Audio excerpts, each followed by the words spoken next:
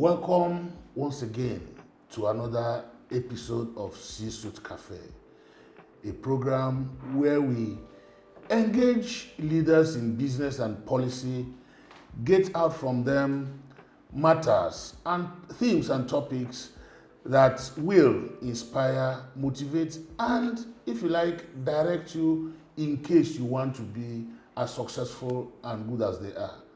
Today, like every day, we have with us in the studio a man whose interest in business is that of growing organically from little beginnings, as you, if you like, to becoming great. He is a lawyer by training and, if you like, practice. He is an entrepreneur of note, somebody who is challenging the norm that Nigerians cannot run successful supermarket businesses. He is not just running it, he has grown it from a very modest beginning to several outlets in Lagos and out of Lagos. I have here with me Barrister Lucky Egede, Chairman Supersavers Supermarket Group. Welcome. Thank you, Ikem. It's a pleasure coming to C-Suite and featuring in this your program. It's been very enriching listening to other people that have featured in the past, and I'm expecting that my contribution will add color to what you have been doing. Your contribution will not only add color, but we want to get out what will inspire this market. But before we hit the ground running, there are a few things we need to do first. Okay. We call it quick fire. You are expected to just respond very quickly, very succinctly, and we move from there. Thank Can you. I go on? Go ahead. Between money and fame, which one would you pick? Between money And fame. Having money, becoming famous. I don't think any of them is a priority. Money is not a priority for me, and fame is also not a priority. They both have their evils. My aspiration is not to become rich. My aspiration is not to become famous. My aspiration is to be noted for service, what I do for fellow man. That's what drives me. Family or career? They are not options. You have to, life is a balance. You cannot say, I am pursuing career and I neglect my family, or I'm pursuing family and I neglect career.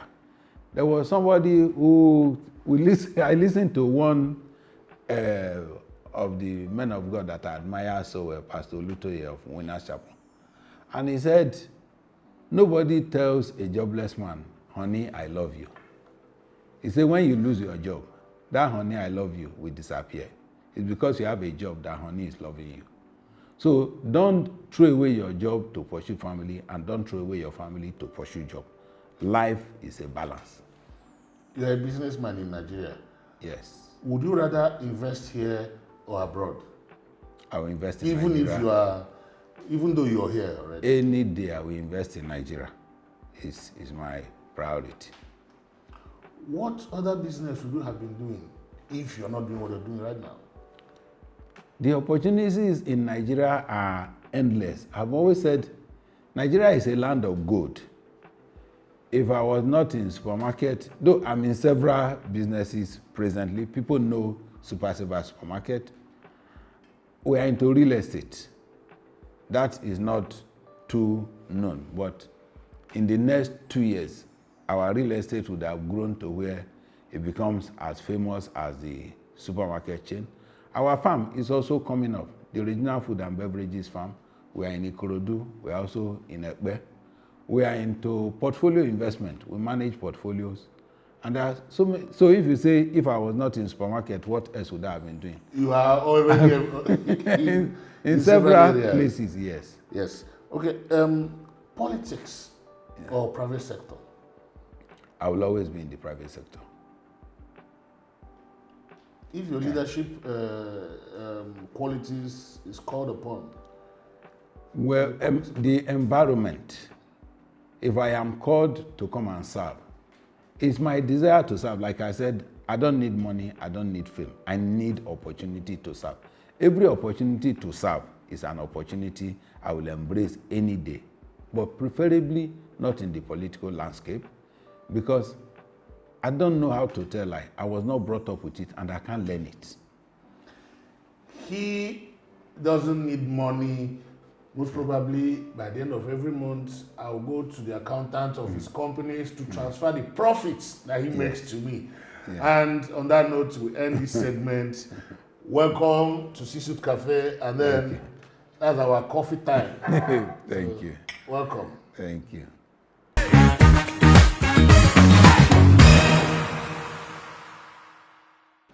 Yes, we're back, and still with us here is Egede, the chairman, founder, and chief promoter of Supersavers Supermarkets Group. And like he has said, many other businesses that if we have time here, we might even touch a few areas in that space, because like we said, this is an MBA on television.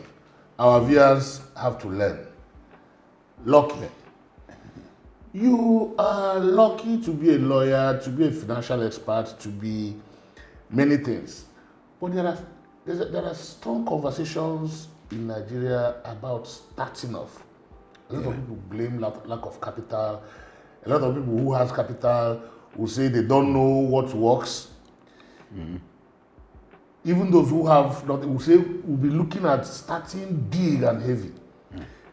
Between building organically from the scratch and having capital, which one should people aspire to have in terms of starting off? Capital does not build business.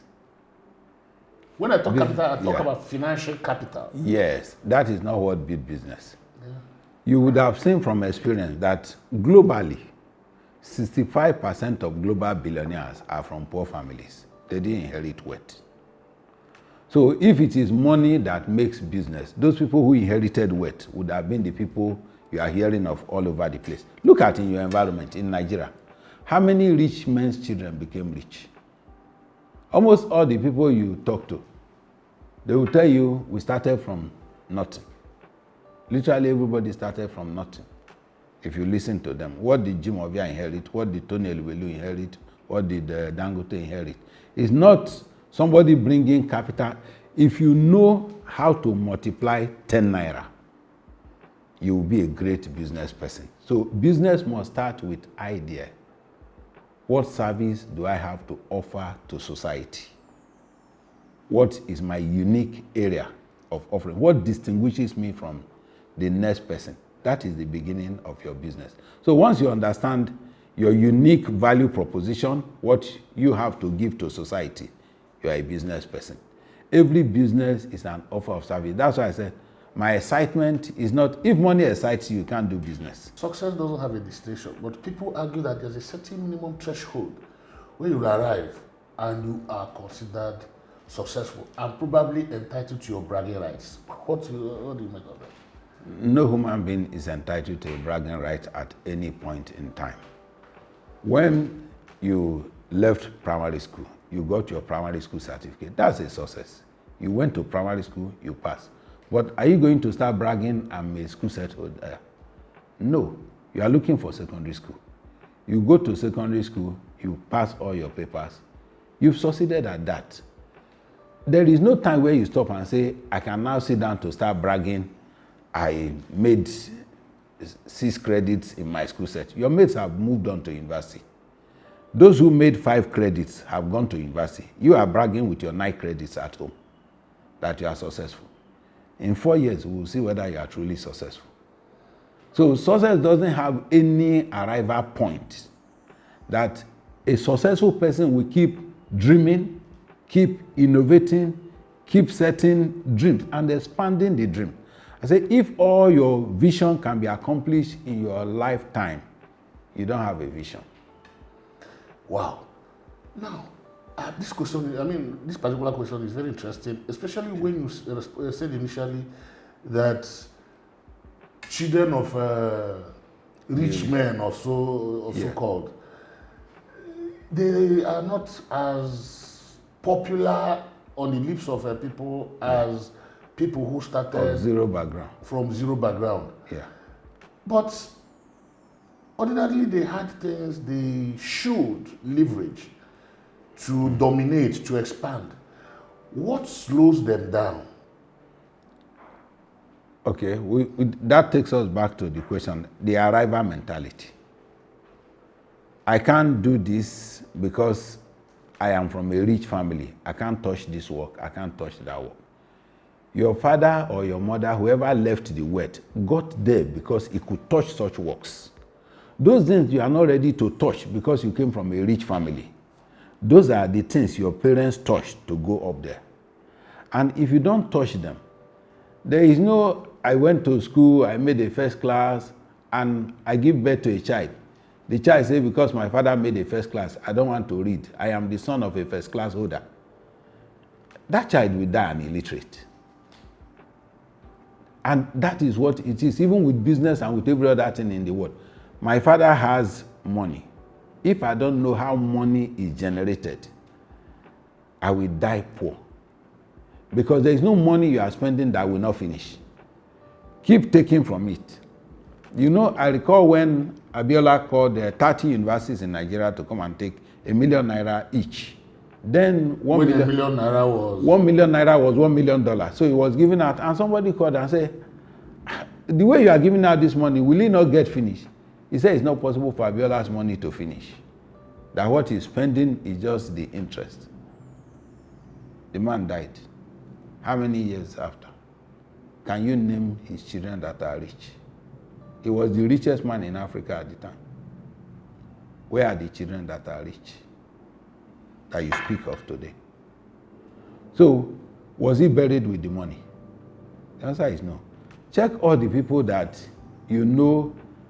I will hesitate to mention names further because it may be an attack on some families. But the families that we knew growing up as a child, I know a family that used to tell us the man was driving a Mercedes. My father never owned a car, never even owned a television. We were sleeping on the floor.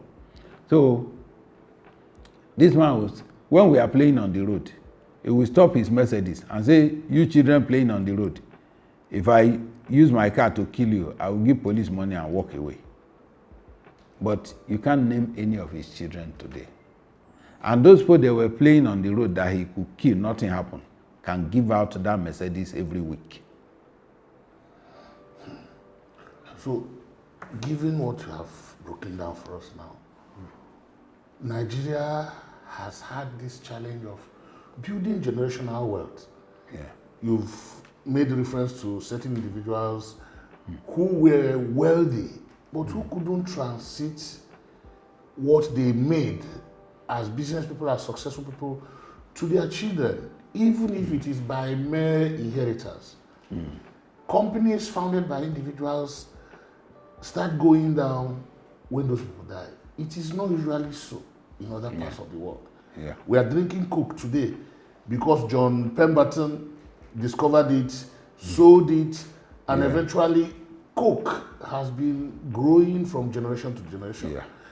Guinness beer was discovered by Arthur Guinness in 1759. Okay, 1759, yeah. He is still running. It is still running. What is the problem with this country? I don't think there's a business here that I knew as a child that is still in existence, apart from Alabuku. I don't know what those people are doing differently, but I knew Alabuku as a kid. It's Alabuku in Nigerian business. That's what you first ask. It's just like most of the business that you see that have endured 100 years. First Bank is over 100 years old. First Bank was the Standard Bank of England. The Union Bank was the Barclays Bank. Barclays, yes. Yes, so most of the businesses that you see that have endured 100 years, the Guinness, the Unilever, they are all foreign. So what's They the problem? came there Why can't with we their do it? culture. It's the culture of arrival. That's number one. That's why I say success has no arrival point. The moment you arrive, you are stagnated. Anybody on the journey, success ladder, must not have an arrival point. It's a ladder you continue to climb. You will continue to drive it up. From year to year, you must have growth plan. The day you miss the growth plan and say, we have arrived, it's consumption time. The spiral down starts from there. The only direction it can go from that point is down. That's number one. Number two, our culture of my children must not suffer what I suffered. My children cannot get to where their parents get to if they don't suffer what their parents suffer. I'm not saying they should suffer hunger. We endured hunger. I remember in the university, the money when a meal was 50 kobo, I used to skip 24 breakfasts to buy one packet shirt. Packet shirt was 12 naira. So if I skip breakfast 24 times, I'll get a packet shirt. I'm not expecting my children to go through that. Yes. They can buy their clothing, they can do anything. But that mindset that wealth is not transmitted by inheritance. That's why it is said that if you meet a rich man, don't look at his purse, look at his brain. It is the brain that makes him rich. If you can tap into his brain, know what he knows, you will be as rich as he is. But there is nothing he can give you as a gift that will put you in his position. Now, very important question, which is also going to be leveraged from the was in a nutshell. Yeah. What are the fundamental principles of managing success? Okay. The first thing, a person who thinks he's successful, because people will call you success, but don't look at yourself as successful. Look at yourself as somebody on a journey. That keeps you humble. Humility is the key. Like he said, pride goes before a fall, and a haughty spirit before destruction. When you are not humble, you go into competition that can drown you. The way my friend did the wedding for the daughter, they took a haul of 17 million. I have not checked my friend's turnover. I have not checked his exposure to bank. I have not checked what his debt servicing is. I am rushing to go and rent haul of 17 million. 17 million naira haul does not give my daughter a superior husband. The size of the haul and the number of people that came does not make the woman a better wife. But you just blow the money to show people you have arrived. The type of car you drive. People are rushing, counting. I know in the legal profession, they now number senior advocate with private jet and senior advocate without private jet. So it's not enough to rise to senior advocate. You have to say, are you senior advocate with private jet? So by the time people start competing, what has private jet got to do with it? Where are you going? Where do you travel to with the private jet? And you tie it down. My mentor, Warren Buffett, will tell you, you know, the man lives in the house he built as a bachelor in 1948. Yes. A bungalow in Omaha. He's still living there. He became the richest man in the world in 2003. He didn't pack out of that bungalow to look for latest house. So when you are talking of why their business is able to survive generation, can we live in one house for 10 years? That architecture has faded. Pull it down. Build another one. We want to do, this is no more modern. Your furniture, your car, is it that the car is no more moving? You know Warren Buffett drives one car for 15 years and he didn't buy it brand new. So when I tell you that I've never bought a brand new car, I drive used vehicle. I got it from him. If Warren Buffett, he will tell you, rather than buy a $40,000 car, you have the one, somebody bought 40,000. For putting registration number on it, the value goes down 25%. Some people will drive 3 months. Like I bought one Ford. Somebody bought it from Cochalis at 10 million. Use it for 5,000 kilometers. You know, the first service is at 3,000. 3,000. Yes. Second service is at 8,000. And it has 2 years warranty. This person has not done second service. and said she wanted to travel out of the country. I said, well, you bought it 10 million. For driving it at all, 25% off. It's gone down. So the thing comes to, for putting number on it, 25% off, 7.5 million. For driving it at all, another 500,000 off. I'll pay 7 million. We negotiated, I bought it 7.2 million. And I enjoyed, for 2 years, I was enjoying free service at groceries on my second-hand car. So what do I get? Another person, there was somebody I was teaching this principle. You don't need to buy a brand new car. He said, no, I have to tear nylon. The person that is going to tear nylon, does he have 2 heads? I said, okay, you go tear the nylon, use it 3 months, and say to me, I don't want to tear nylon. Because what am I doing with the burden of tearing nylon? It doesn't add anything to me. You can go and tear the nylon. Yeah, but some other people will argue that, I mean, why am I making this money? Yeah. If I can't have what I want with it? Why am I creating businesses that make profits? Yes, you're employing people, but the pleasures of your own heart should also come in at a point. Let me come in. Who defines your pleasure? That's one of the greatest challenges in Africa. We leave our pleasure to be defined by another person. Okay, somebody said, you have all the money. A woman came to me and said, so with all your money, all your children are from one woman. I said, so giving birth to children in every street is enjoyment. I said, that's your own definition of enjoyment. That's not my own enjoyment. I don't have a girlfriend and I will not have. So if getting girlfriend, you travel with your secretary, you say you are going to Japan, you are found in Norway. That's your own definition of enjoyment. That's not for me. Then somebody said, if you make money, to enjoy your money, you have to travel around the whole world. I said, traveling around the whole world is a punishment for me. Because you want to go to US, you apply for visa in April. They give you a date to submit in November. Yes. So you get there in November, they say, oh, you paid in GTB. That is no longer valid. Go and start all over and pay in First Bank and bring, I don't know how that amounts to enjoyment.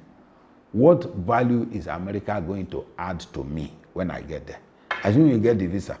Apart from the pride, if you're a prideful person, you will come back, oh, I'm just coming from America. And those who have not traveled will start hailing you. Outside that, tell me one thing that is the enjoyment in your travel to America. Wow. Now, let's start coming back to Africa. Yeah.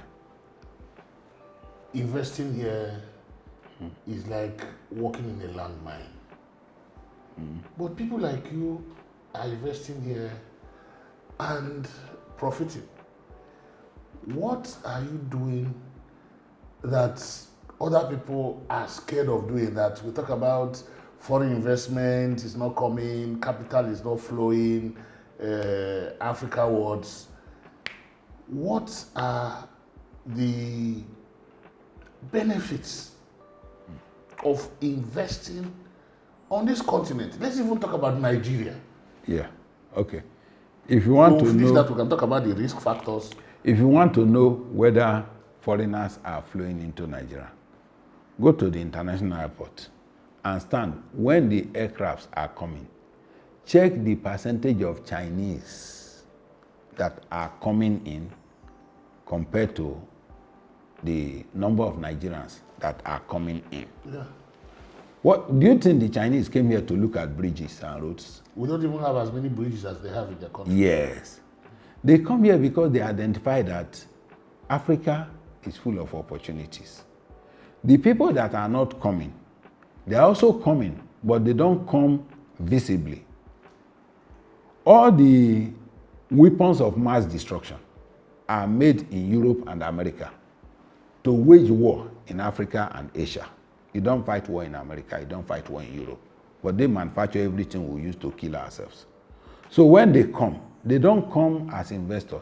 They come to sell arms to various communities. So for one community to rise against the other, where do they get all the AK-47 you are using to rear cattle? Are they made in Nigeria?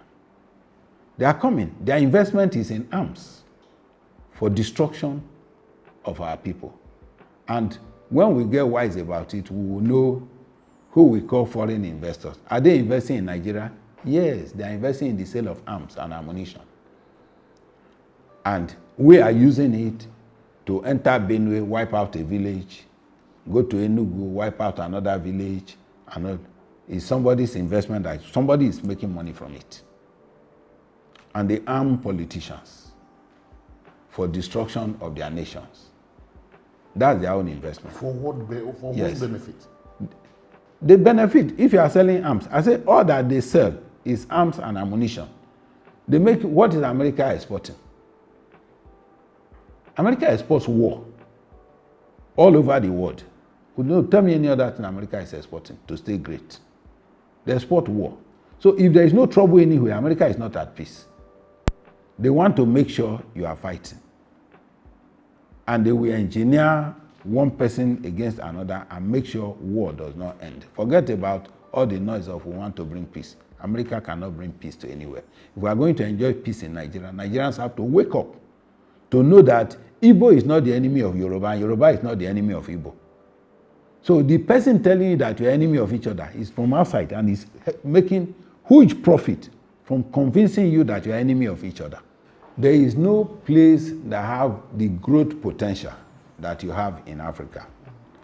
If you want to invest in Africa, I tell people you are running to Europe. Which supermarket am I going to build in Europe for me to be known as an achiever? It's in Nigeria, you do any small thing, everybody is saying you have become an achiever. So which manufacturing do I need to go and start there for anybody to call me achiever? The place has grown too big and they have a lot of things stabilized for them already. But Nigeria has infrastructural deficit. That if you're investing in infrastructure in Nigeria, like if I were to have a place in Nigerian politics, one of the things you can do to push Nigerian economy beyond boundaries is to link every state capital by rail. So when all state capitals are linked by rail, you produce onions in Gombe. The onions gets to Lagos, gets to Ibadan, gets to Port Harcourt. The yam you are producing in Benue is reaching all the populous places where it can be consumed. The money from those cities will flow back to those villages. If you hear what somebody is making from sale of onions in Gombe, you won't come to Lagos to ride Okada. You will be there doing the onions because you will be richer than any Okada rider or somebody who comes here to do many a job in the city. You want to go back. The GDP of African countries is growing far higher in percentage than any other continent that you can see. The youth population that drive economy, this is where you have it. The opportunities in Africa are endless. And it's like only Chinese are seeing it. The mineral resources that are available here, they are not available in anywhere else. People who are coming to do mining in Africa are making money out of it. People who are coming, you have a population in Nigeria, we say we're over 200 million. 200 million, our agricultural land, he said that Africa has 60% of the agricultural land of the world. And Africa is hungry. Is that not opportunities? People see it as a problem. The agricultural land is available. The youth population to do the work is available. The market, the population to consume it is available. What else do you need that you call opportunity? So there is no other place where you have it the way you have it here. And it's so easy to start here because the regulations, let me give you an example of somebody. A person a Nigerian in UK wanted to start a school, nursery and primary school. She went to the education authority to get license. By the time they listed all the things she needed to start a school, she told the husband, we can't meet this requirement in a lifetime. Let's go and start our school in Nigeria. She went to Ministry of Education in Abuja and said, I want to start a school. Can I get the requirement? They asked, have you started? She said, no. He said, go and start. He said, I want to know the requirement. He said, when you start, we'll come and check. I need requirement to start a school. He said, where are you coming from? Are you from outside this country? Mm-hmm. If you want to build school, go and build, register people, get started, then we'll come and inspect it. That is starting business in Nigeria. These are two clients. One, you will use your lifetime to meet requirement to start. The second one, you would have started small. They will come and tell you what you didn't get right. And they will tell you, okay, add this, add this, add that. Your school is already running. So where will you prefer to start your school? Here in Nigeria. Okay, so now you agree with me that this is where the opportunity is. Let us start coming down to the flagship of your businesses. Okay. Initially, there was this belief that the culture of supermarket shopping will not take roots in Nigeria. Yes, the likes of Charai, Leventis, those ones came. Kingsway came and left. But for a long period, there were gaps.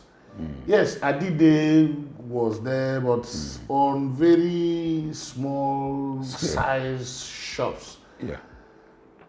You have come, and this thing is taking root, even with the likes of ShopRite. What's the other one from South Africa again? You are growing from one outlet to another big outlet. What did you people do that changed this cynicism for supermarket shopping, preference for open market purchases, and now the modern trade? Okay. Okay. The modern trade industry couldn't thrive without technology. Kingsway could not sustain it. Leventis could not sustain it because of the absence of technology. How do you run multiple branches when you cannot communicate? You can't sit in one branch and phone the other. There was no computer. So people were selling and putting inside the drawer. You open drawer in the evening and say, how much have you sold? The level of dishonesty that is on the rise. People are getting knowledge on how to do fraud. More home training that we knew. You know, when we were growing up, they say, know the family you are coming from. So you must not be heard that somebody from this family told a lie. Like I mentioned that I couldn't do politics because I can't tell lie and I can't learn it. I am too old to start learning how to tell you I will tie your road when I know I will tie my pocket. So, so all those promises they make that they don't, and if I under-promise, nobody will vote for me. You have to over-promise and under-deliver. So all those promises every day people receive, and they are excited about the promise. The promise they gave you in 1960 that was not fulfilled. They will come, repeat it in 2025, and you are dancing. And when somebody tells you that this is the reality on ground, we will not be able to tar 200 roads. I will tar 3 roads when I come. That's the fund available. Somebody tell you, I will tar 4,000 roads. Say, yeah, that's a better candidate. What will he use to tar the 4,000 roads? He will come, he will not tar one. And he will come back again and tell you he will tar 4,000 roads, and you keep following him. So now back to the modern trade. Technology has helped us to drive it. We have cameras in the supermarket. The sales is through the use of software. So customers want to steal, you pick them on the camera. Staff want to steal, you pick them on the camera. When goods come in, they go in through a software that tells you this is the record of all what you have in the store. Then when it's sold, the software tells you what has been sold. I'm sitting here now. At the end of the day, I can tell you how many customers visited each branch of Supersaver by the end of day. So from the reports that I receive, I can tell you how many customers came, who paid by POS, who paid by cash, which bank they transferred to. I can tell all that on my phone. That makes it easier to spread. Then number 2, discipline. What killed most businesses, like the banking sector? A lot of people borrowed money. We didn't have the culture of managing other people's money. So we're doing businesses with our money. You know, we are brought up not to borrow. Yes. So every money that comes into your hand is your money, and you can live as you like. When people started borrowing money, and they were still using it to live, once the money comes, you see money in your account. Then I can increase number of wives, I can increase number of cars, I can book tickets and start to travel all over the world and call it enjoyment. When it is time to pay, you are not able to pay. The business runs into trouble. So, but if you can define your enjoyment by yourself, know what is your necessary food for yourself. Don't allow somebody to define it. You can't come now and tell me my cloth is made in Nigeria. Why are you not wearing a label of one American? Why should I wear the label of an American? Why? I wear cloth because they wrote your name on it. The price will go times 20, and I will gladly pay for it. And no, I won't.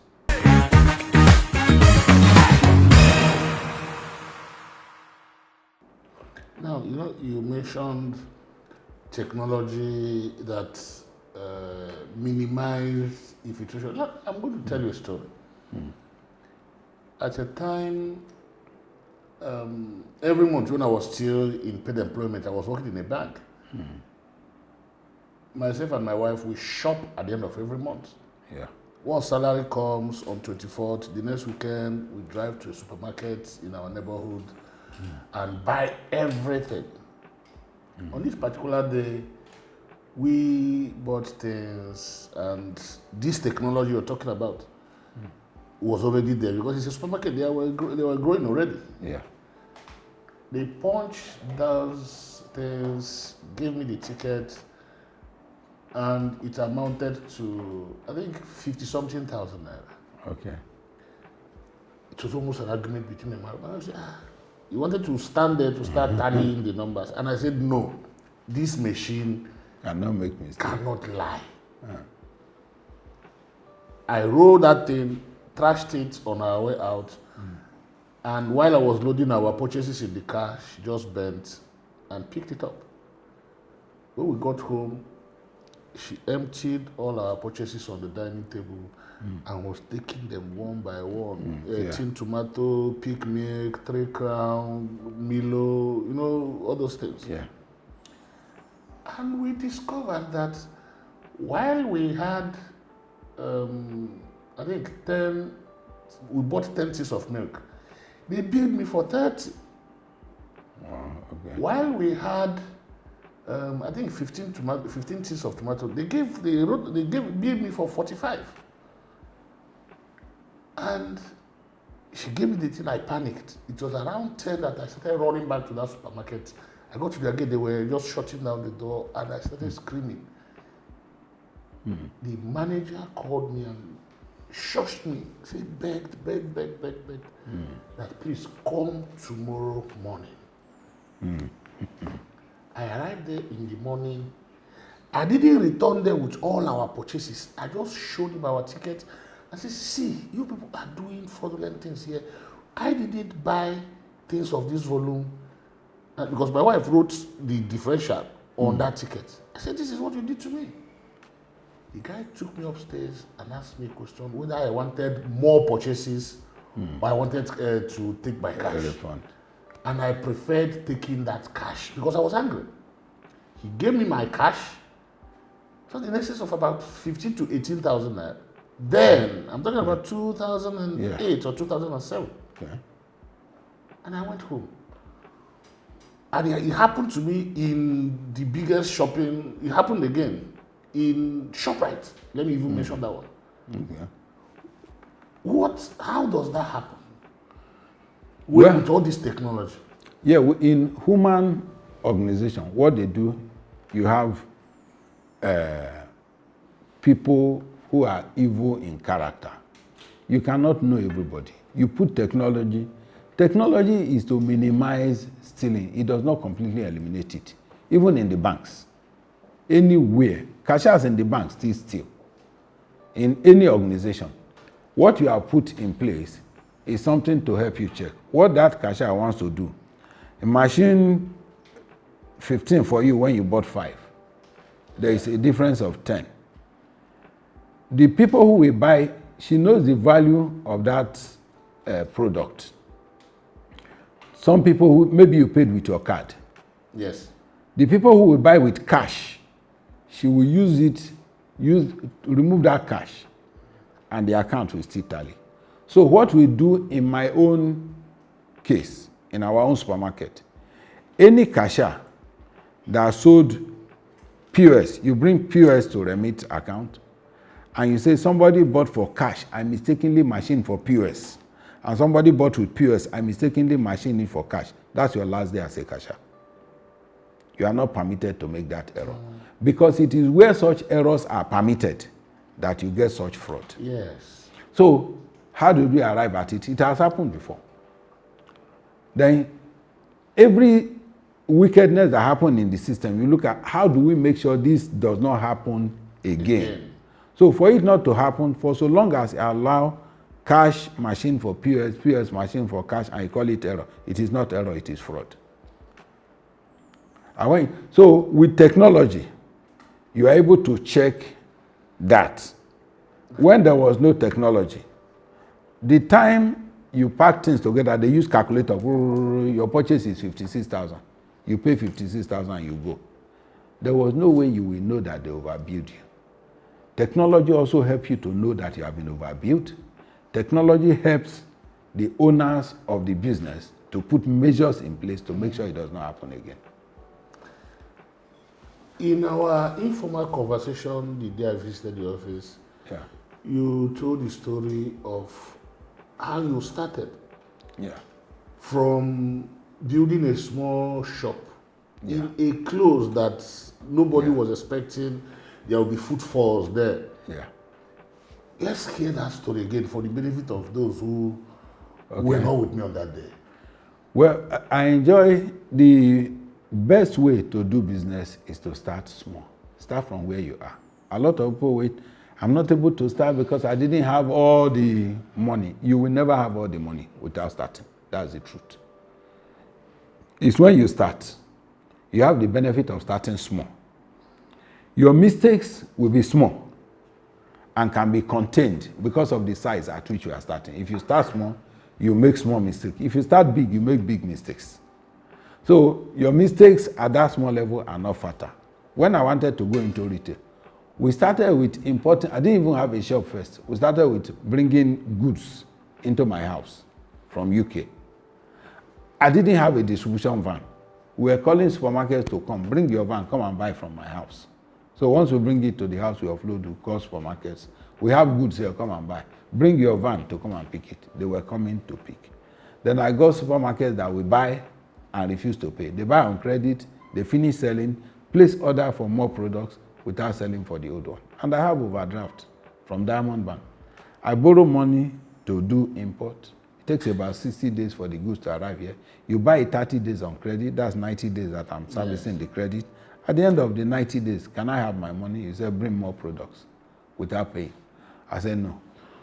We can also go into retail. We have the products. Let's go into retail.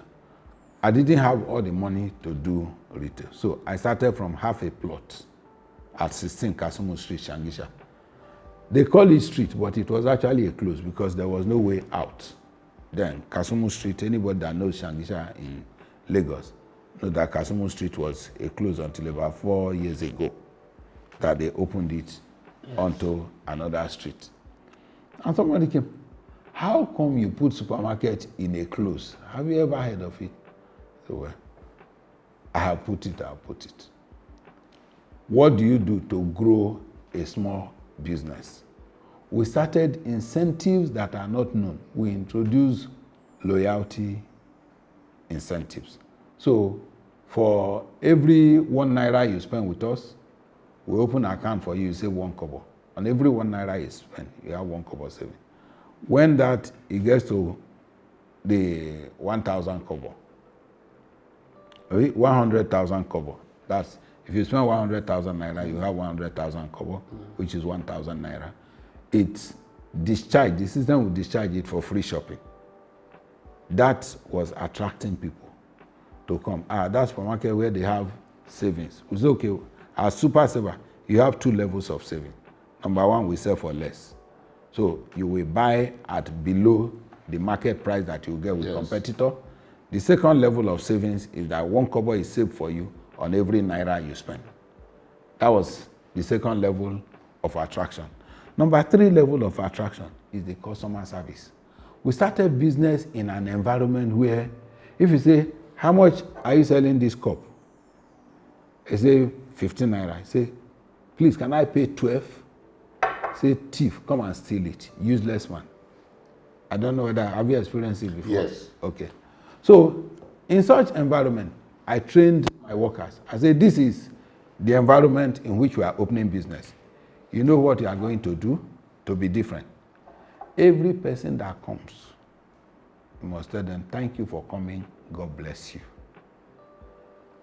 So, if your brother has a shop where they are calling you thief, and somebody that is not your brother has a shop where they are telling you, thank you for coming, God bless you, where will you go for your next shopping? Where will you prefer for your next shopping? The thank you and God bless you. Yes. So we introduce that is part of customer service. Treat every customer like $1 million customer. If you are going to grow a business, it's not tied only to location.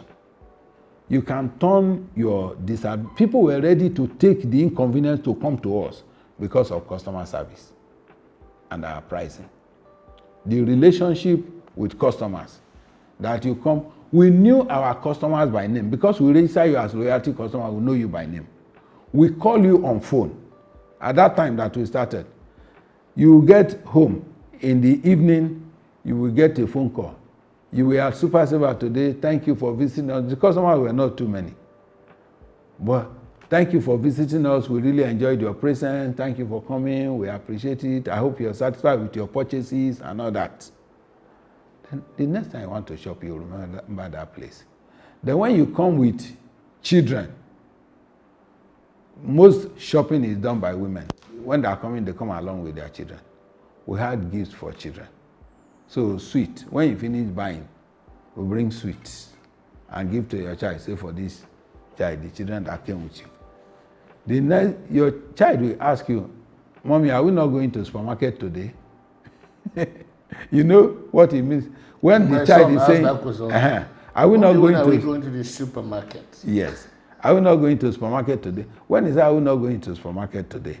It's referring to the supermarket where they give out sweet. And the woman is looking forward to the supermarket where they say, God bless you, not where they call you thief. Wow. Now, the supermarket business is not an easy one. There's no business that is easy. Even armed robbery is not easy. But what do you people do? Or peculiarly, what do you do to manage those chains? You're sitting down somewhere in Magodo and overseeing 7 outlets and growing. Yeah. What are the strategies for managing those chains? Every business, no business can be better than its quality of staff. So it starts with hiring the right quality of staff. Number 2, emphasis on staff training. We don't joke with it. Then disseminate the value. Every business must have a value system. Like we said, Super Saver is founded on scripture, Matthew 11:28. Come to me, everyone who labor and is heavy laden, and I will give you rest. It's a place of rest for customers who are looking for what to buy. So we stock variety so you don't go up and down.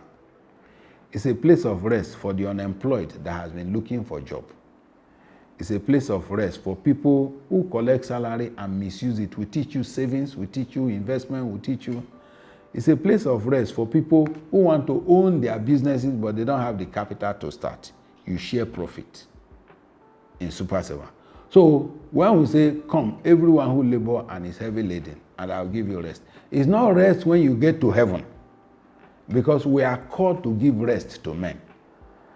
To put flesh to this. When we celebrated our 10th anniversary, the oldest 10 staff were given a plot of land each. So our first driver has a plot of land, our first cashier has a plot of land, our first attendant has a plot of land, our first janitor has a plot of land in Lagos. So you don't set up business, that's relieving burden. Come, everyone that is tired of carrying heavy load, I will give you rest. It's a church in the marketplace. It gives everybody a sense of ownership. We are not just working so that Mr. Egede can fly from one country to the other. The man is not even flying anywhere. Because I traveled, my last trip, I went to Gambia. We were leaving Gambia, myself and my brother. I passed. They held my brother for 2 hours in custom. I entered there. What is going on? I said, what question are they asking? What do you do in your country? What do I do in my country? I came to Gambia, a West African country. I am returning to Nigeria. You say, what do I do in my country? So if I am jobless in my country, I should not leave? Are you going to keep me? It's a very stupid question. Those are the things that annoy me when they talk of traveling. And they ask questions to make you to bring out money. We didn't bring. They delayed until, thank God the flight was also delayed. Eventually, we left there. We got to Nigeria. I picked my bag from the conveyor. The NDLA came and said, follow here. I said, fine. He said, we are NDLA. I said, yes, I know. He said, we have a right to check you. I said, yes, I'm not doubting that. We want to open your bag. I said, feel free. He said, what do you do in Nigeria? I am a lawyer. Say, you should have told us. I said, lawyers don't have right to carry drugs. You want to search for drug? The fact that I'm a lawyer should not stop you. Start searching. They started apologizing. So, if I am not a lawyer, you sit down there and be scattering my bag over nothing. That I am a lawyer, I should go. Lawyers don't have right to carry drug. If your job is to search for drug and you have looked at me that you think I carry drug. You met the profile. Yes, start searching. They refuse to search. So those embarrassments you face at the airports when you travel, the war to get, I know people who have spent $1 million to get alternative passport because you want to travel. What is driving me from my country? That I will go and pay $1 million to get passport to visit another country. They say, come and get alternative citizenship. I don't need alternative citizenship. I was born in Nigeria and we will build this country and make it an envy. From the private sector, I won't go into politics. Enlightenment of workers. I am building an army that will drive this country to where God wants it to be. So when you come to my business, you begin to appreciate Nigeria. You see honest people, you see hardworking people, you see people who are dedicated, you see people who are committed to what they do.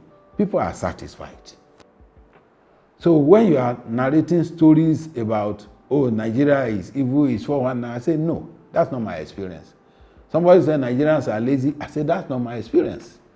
It's like the people that work with me are from another continent. But they are driving it. I am here now. They are open in all the places they are running. Am I worried that anything will go bad? No. It will run better than if I was standing there. You are building an army. Yeah. Spoke directly to my next question. Yeah. An army of young people who are, like you said, I'm going to quote you, drive Nigeria. Yeah. Who are going to drive Nigeria to the promised land. Yes.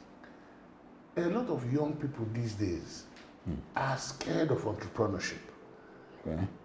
They don't want to take risks of doing honest businesses. I'm sure if you look around, you see a lot of this so-called Yahoo thing in the communities. You see migration towards addiction that keeps them lazy. What are your words for this segment of our population? Because they, whether they are working with you right now or not, they are part of the army that some other people should be grooming or should also be preparing themselves for the future of this economy. Well, as adults, we have a responsibility. What drives people into Yahoo? Unemployment, is number one. Competition. When you are in a place, when Awo was driving this economy, people were not, there may be few, but not a good number of people that go into drug and criminality and all that. There was provision, they built farm settlements. Yeah. If you are in a farm, you are separated from competition. You don't know the latest car. You don't know the latest cloth. You don't know the latest, like somebody in my farm in Ikorodu said if he comes to this world again 7 times, he will want to be a farmer. They don't know whether price of fuel has gone up. They don't use fuel, they live on the farm. They don't know whether there is food inflation. It does not bother them. They don't know whether there is housing inflation. They are housed on the farm. They don't know whether energy bill is going up. They are there on the farm. So when you remove people from basically the problem that plague society, when we mention farm, it's no longer a farm of hoe, cutlass, break your waist. No. There is irrigation. They put pepper on the ground, you open water for it 5 minutes in the morning and you lock it. Drip irrigation. You open water 5 minutes in the evening. Then you carry your knapsack on the back to spray insecticide when they need to spray insecticide. Spray herbicide when you need to spray herbicide. It's no longer as tedious as that. You can stay there and do your degree online. You have enough time to read. And you can stay in that farm and earn a degree. So for people, if you get somebody to mentor you, that's why I always say that if you don't have a mentor, you cannot play your role well. You need to get somebody that you look up to. And we need to be the people that young people should look up to. And you know why? Those that I have around me, I tell my story to them regularly. I graduated from school. I took up a job of 900 naira, 910 naira per month. 10,920 per annum. If you divide by 12, you get 910 naira.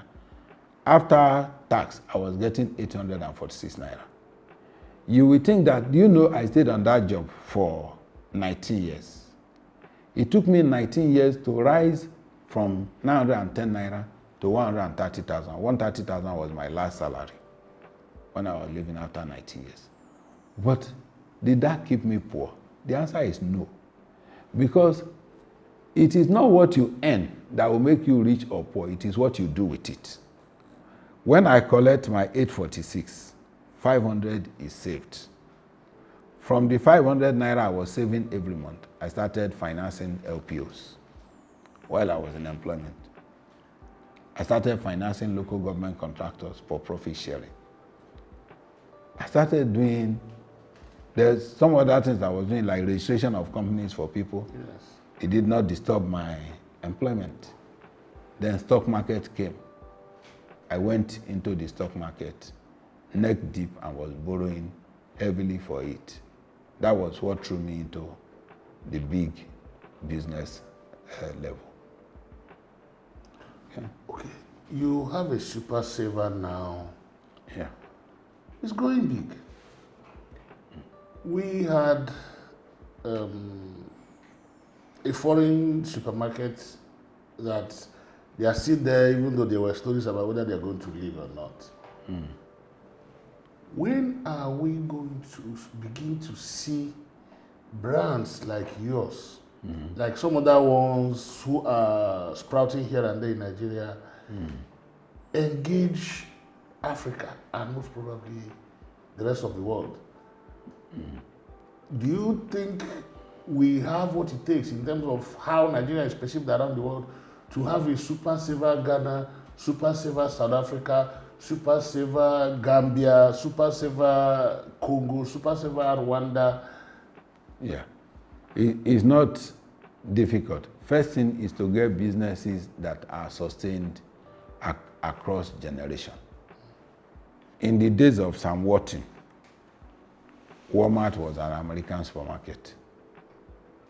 It's by second generation, third generation, fourth generation, as it's growing, they are spreading from country to country. But even in the first generation, you already have Ebano, Canada.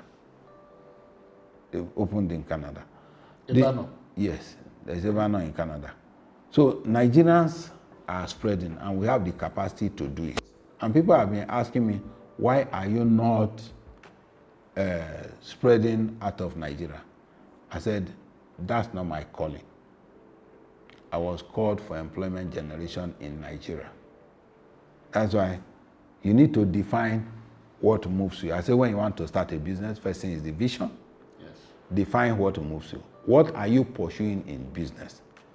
Am I pursuing to become the richest? Am I pursuing to become the biggest car owner? Am I pursuing to get the biggest house owner?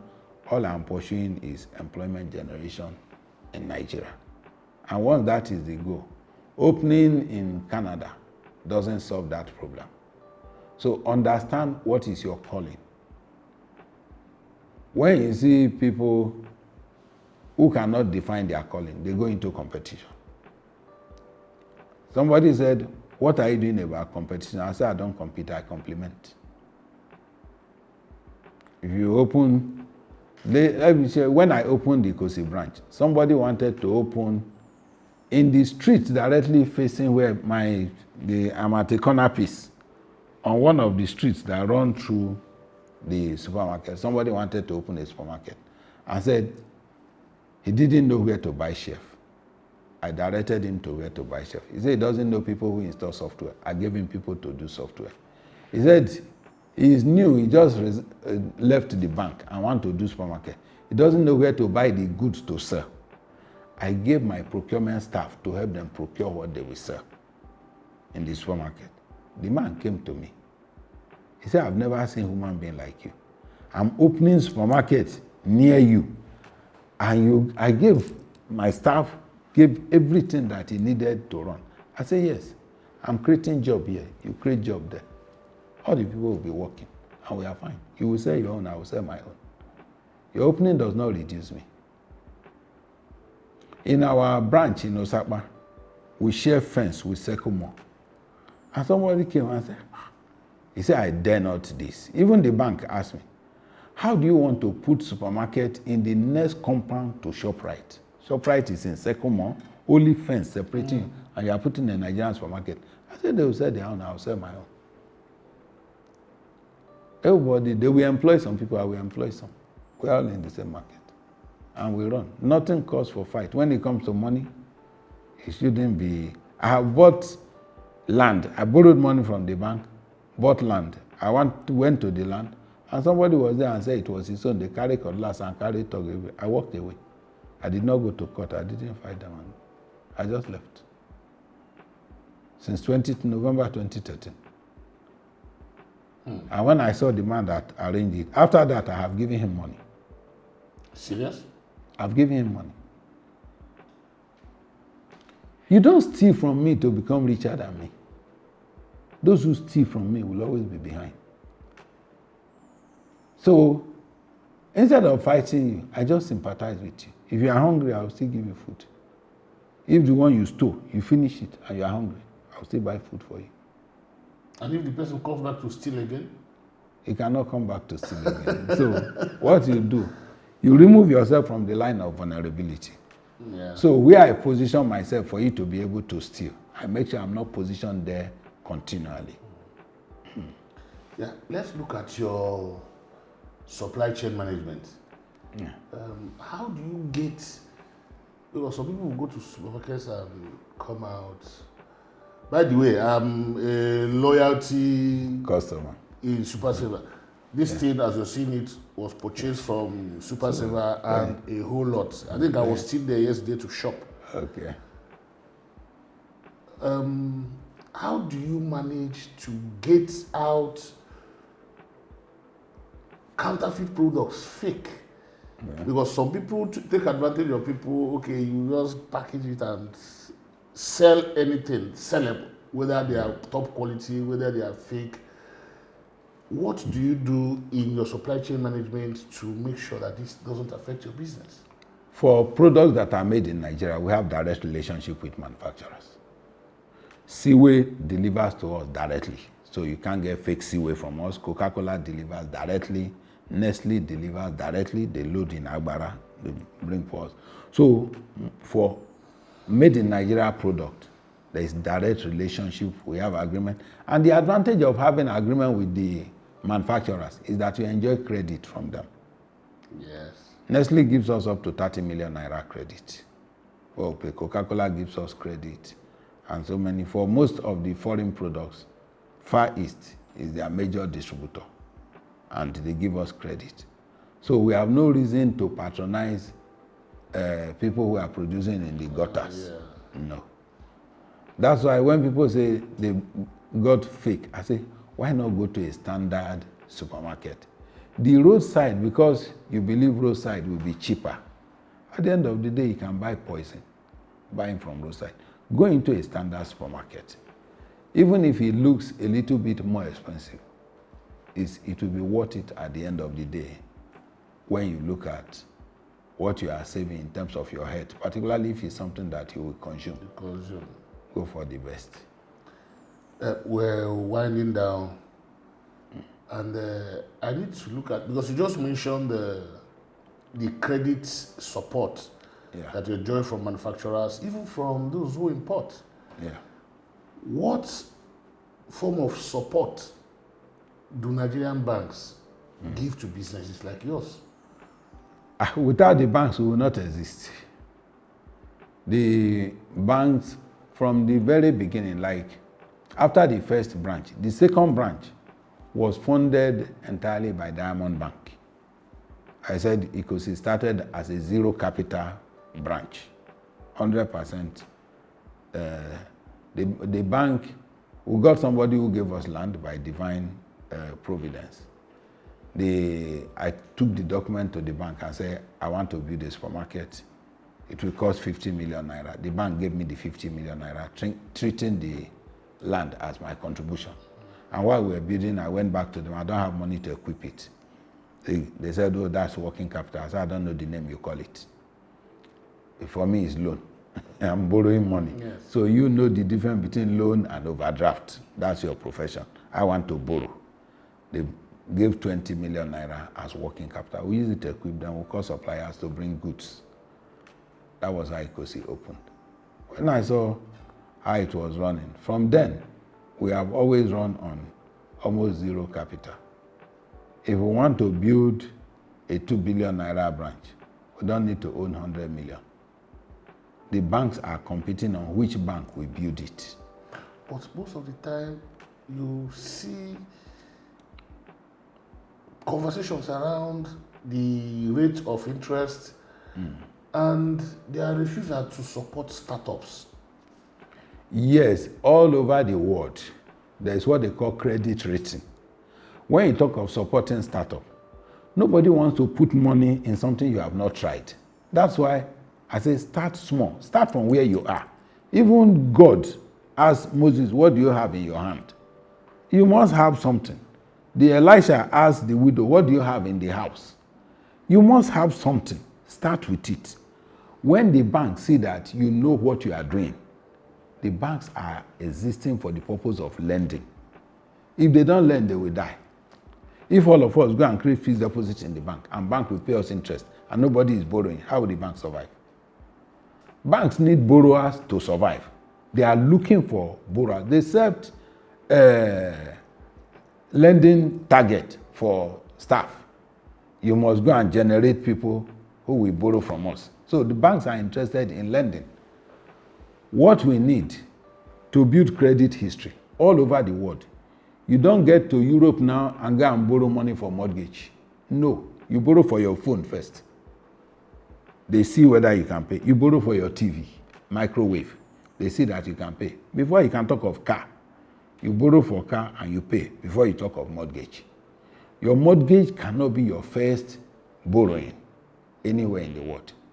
You build credit history. So when you start small, go and borrow. There was somebody, one of those I am mentoring, said she needed 5 million naira from the bank, and the bank said they can only approve 500,000. I said, go and collect it. Whether you need the 500,000 naira or not, they want to see your credit history. Yeah. If you use the 500,000 naira well and you return it, the bank will beg you to come and take 2 million. At the end of the day, when she agreed to take it, they gave her 1 million. Say, use it well. Build your credit.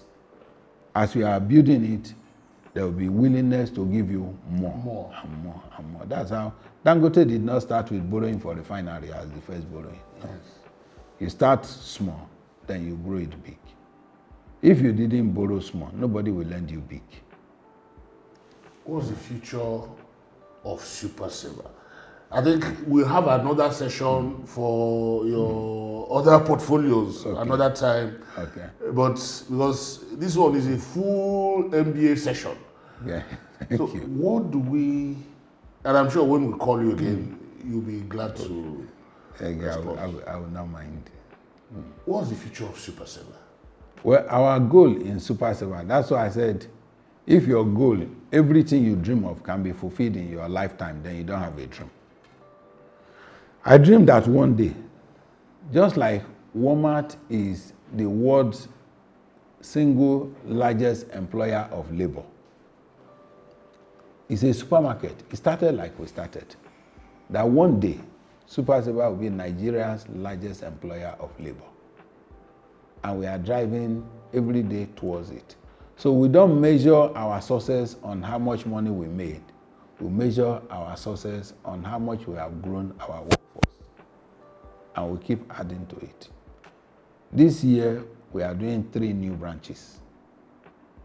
That will add about 300 staff this year to it. And it will keep growing. It's the first 10 years that is tough. After 10 years, you can now start doing 4 or 5 branches in a year to ramp up and go across the country. But we will get there to be Nigeria's largest employer of labor. Thank you very much. The future largest employer of labor in Nigeria. Thank you for being with us. Thank you, Kim. It's been an exciting time with the lucky man who doesn't want to keep his luck to himself. He wants his luck to manifest in people's lives through employment generation, through impact in families other than his own. Lucky Egede, a lawyer, a multiple investor. He has been with us, and as you can see, he shared quite a lot. If you miss this episode, I don't think you'll have anything to gain. If you miss this episode, I think you have missed a whole MBA class in terms of investing, in terms of nurturing capital, in terms of how to start a business, in terms of how to run it, in terms of the purpose for being in business. It's been a good time with you guys today, and I say thank you and wait for another episode of C-Suite Cafe. Thank you and goodbye.